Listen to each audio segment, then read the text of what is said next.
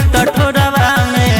DJ पर नाचे छे भैया के साली ओढ़नी उड़ा के मटकोरवा में डीजे पर नाचे छे भैया के साली ओढ़नी उड़ा के मटकोरवा में बिहार में पायल कान में बाली ठोरंगा लगा के उठोरवा में बिहार में पायल कान में बाली ठोरंगा लगा के उठोरवा में डीजे पर नाचे छे भैया के साली यारे ओढ़नी उड़ा के मटकोरवा में डीजे पर नाचे भतीजवा के मौसी ओढ़नी उड़ा के मटकोरवा में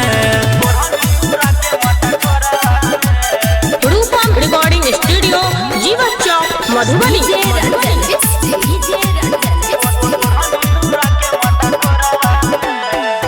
तिरछी नजर चला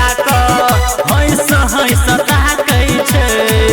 छौरा जवान काके छोर बूढ़बो भी झाँकै छे तिरछी नजर चला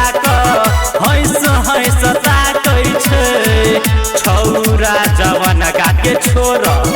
बूढ़बो भी झाँकै छे अरे हमरा पसंद भेले मामला बुलंद भेले मन कर धलिए कोरवा में हमरा पसंद भेले मामला बुलंद भेले मन कर धलिए कोरवा में डीजे पर नाचे छे भैया के साली यारे ओढ़नी उड़ा के मटकोरवा में डीजे पर नाचे भतीजवा के मौसी ओढ़नी उड़ा के मटकोरवा में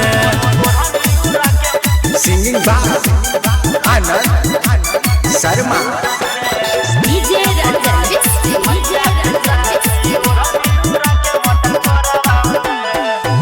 भौजी से कहै छियै बात चलेतै इहे रे लगन में हमरो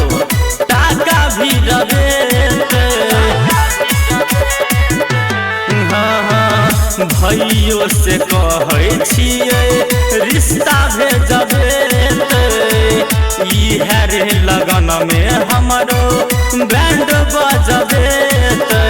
नीरज विकास आनंद के संगे अजित गिरजेतै गोरवा में नीरज विकास आनंद के संगे अजित गिरजेतै गोरवा में डीजे पर नाचे छे भैया के साली यारे ओढ़नी उड़ा के मटकोरवा में डीजे पर नाचे भतीजवा के मौसी ओढ़नी उड़ा के मटकोरवा